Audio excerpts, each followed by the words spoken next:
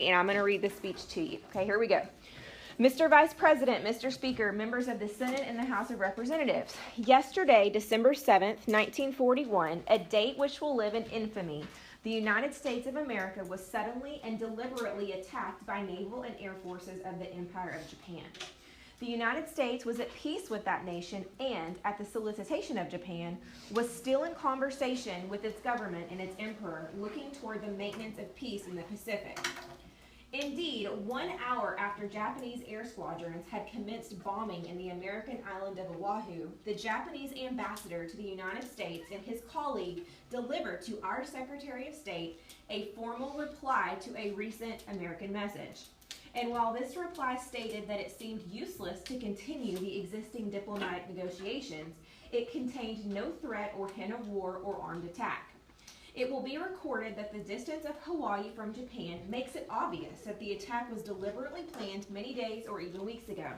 During the intervening time, the Japanese government has deliberately sought to deceive the United States by false statements and expressions of hope for continued peace.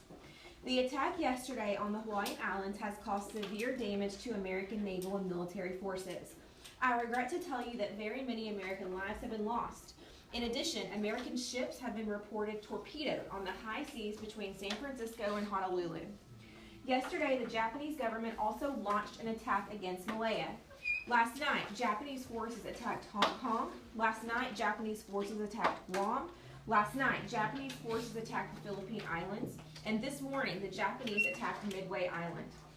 Japan has, therefore, undertaken a surprise offensive extending throughout the Pacific area. The facts of yesterday and today speak for themselves. The people of the United States have already formed their opinions and well understand the implications to the very life and safety of our people. We will gain the inevitable triumph. So help us God. I ask that Congress declare that since the unprovoked and dastardly attack by Japan on Sunday, December 7th, 1941, a state of war has existed between the United States and the Japanese Empire. Okay? So if this was my speech that I was responsible for analyzing, I would first have to read it. Then I'm going to start looking for some basic things, and those are some of the things that we talked about yesterday in our notes. The first thing we're going to look for is the components of that rhetorical triangle. So the 4 basic things that you need to know before you look at a speech. Does anyone remember what those things were? Speaker, the audience, the purpose, and what the speech is about is the subject. There we go. So I have to know those 4 basic things to even begin analyzing the speech. Okay? So at the top of my paper, I'm just going to kind of make some notes. So I'm going to do subject. What is the subject of this speech? Yeah, so I'm just going to do, I'm going to just draw an arrow, Pearl Harbor, right here.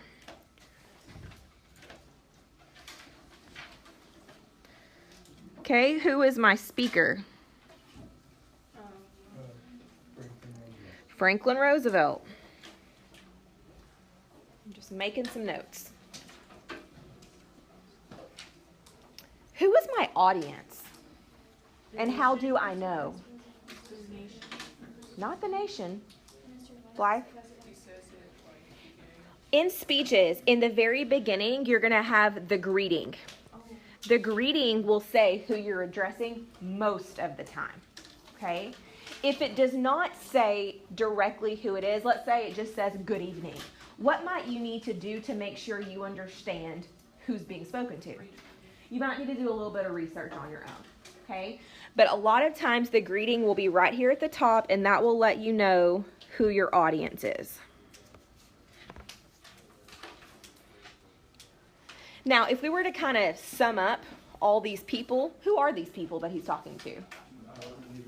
Yeah, government officials, okay, the leaders of our country. Okay, so I have subject, speaker, audience, and my last thing is going to be what? Purpose.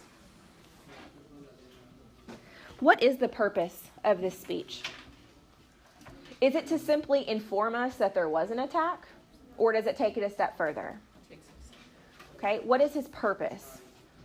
After saying all of these words, what does he want done?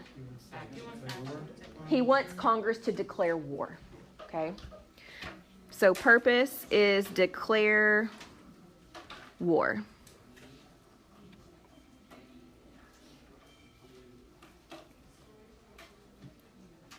Okay?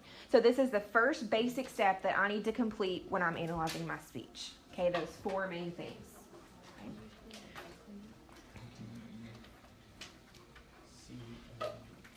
All right, now I'm going to take it a step further, and I'm going to start looking for specific ways that he's convincing.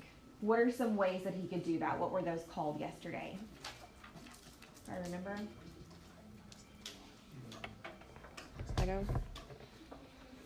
So within this word, within all of the words, he's going to use devices, rhetorical devices.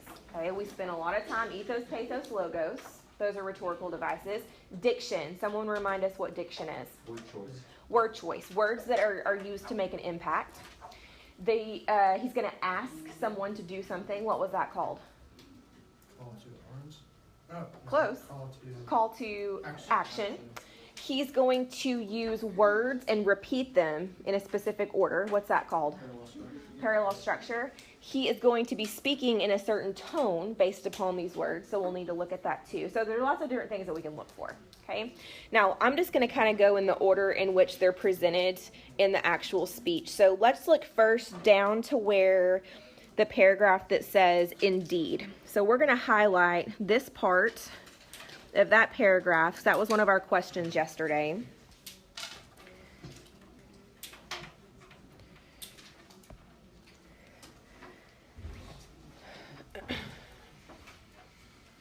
So right here in the very beginning of his speech, he's saying like, well, we talked to Japan and they really didn't say, you know, they were going to attack us, but they did. What is happening right there? What was that called? We talked about it a little bit when we wrote those persuasive essays, but they called it something different in the questions yesterday. It's a counter argument. It's called addressing the opposing side. Okay, but you can call it counter argument if that makes more sense to you. So I'm going to go ahead and label that counter argument.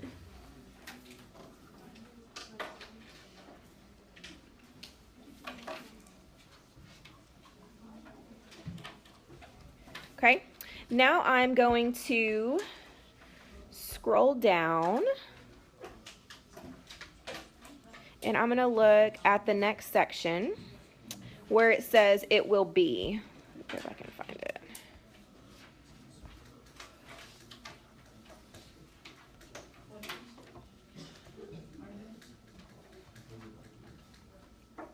There we go. Okay, so this next part we're going to highlight where he says it will be recorded that the distance makes it obvious the attack was deliberate. What type of rhetorical appeal is that? Yes, and what word should indicate that to you? Obvious. Obvious. There we go. So I'm going to just kind of make note of that word obvious, and then I'm going to label it logos.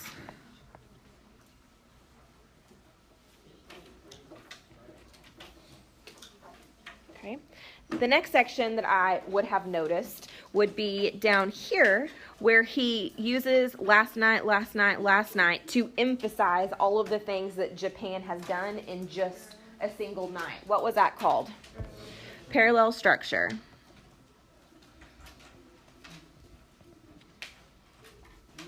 Why do you think that he chose those words to repeat? Yeah, in just this short amount of time, Japan was able to do all of this, okay? That's pretty serious, right? That's a big deal.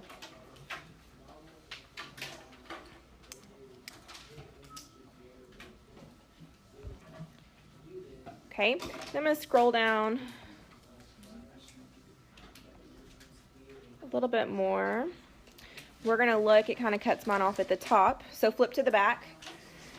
At the very top, he reiterates that he is the commander-in-chief of the Navy and what he's done. What type of appeal is that? Ethos. Credibility, ethos.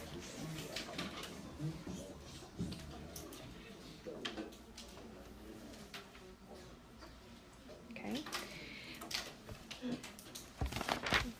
Then he's going to say hostilities exist. Our people, our territory, our interests are in grave danger. That to us should make us feel what? Scared, right? We're worried. Okay, so that's pathos.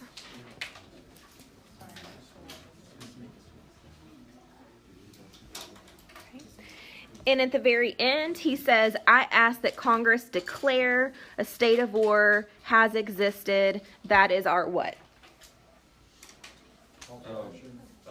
Call to action. Yes. So anytime the speaker tells the audience to do something or asks them to do something, that is a call to action.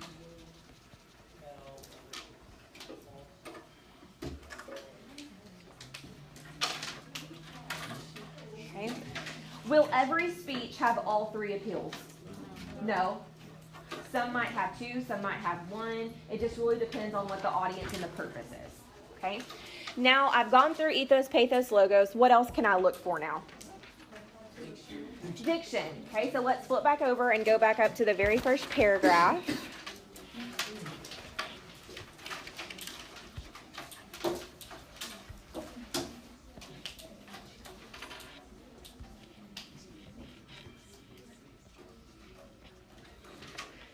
Okay, look in that very first paragraph right here, yesterday, December 7th. There are two really impactful words in that paragraph. What do you think they are? Infamy. What does infamy mean? Eternity. If something goes down in infamy. Forever. Yes, you'll never forget it. It's famous to the point of where it will never be forgotten. Okay? What's another important word or impactful word? Deliberate. Deliberate. What's deliberate mean? On purpose. Purposefully planned.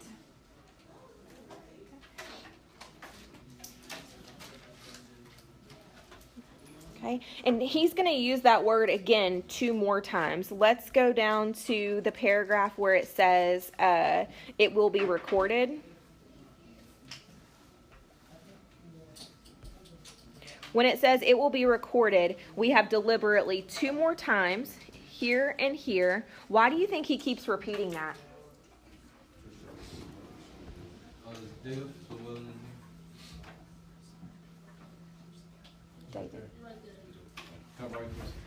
Why do you think he does that? He said it 3 times.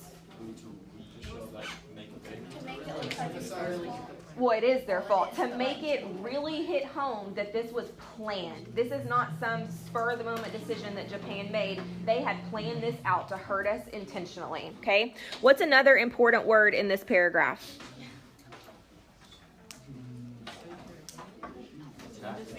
Deceive. I love that word.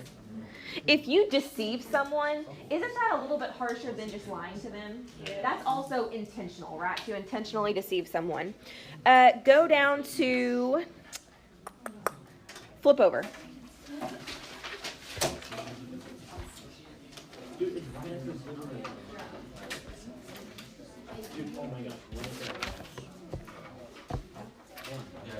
That first paragraph.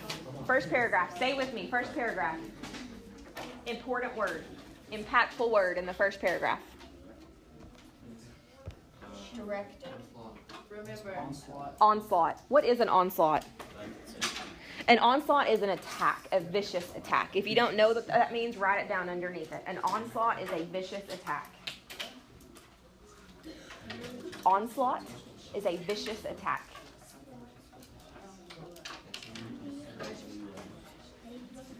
Okay, what about this paragraph? Important word.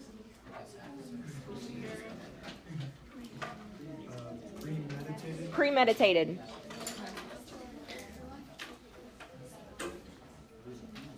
What about the skip one, the hostilities exist paragraph? Grave. What about the next paragraph? There's 2. That means we won't stop. We are determined to the fullest extent. We will not give up under any circumstances. And what's the other one? Yes, inevitable triumph. We will win. And then the very last paragraph has 2. Unprovoked and dastardly. Probably no one knows what dastardly means. Anybody think they do? Dastardly means cruel or wicked. Write that down next to it. Cruel or wicked. Cruel or wicked.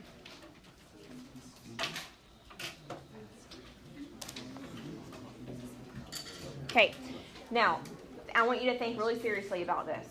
The tone. If you were listening to the president say these words, and after looking at all of those impactful words that he chose, deceitful, unprovoked, attack, onslaught, how would he be saying these words? In what tone? Okay, anger. Give me something else. Furious. Anger, furious. What about serious could work? Is he saying this is a problem, but we'll get to it when we get to it, or is this like urgent, urgency, a tone of urgency? We have to take care of this. He's determined.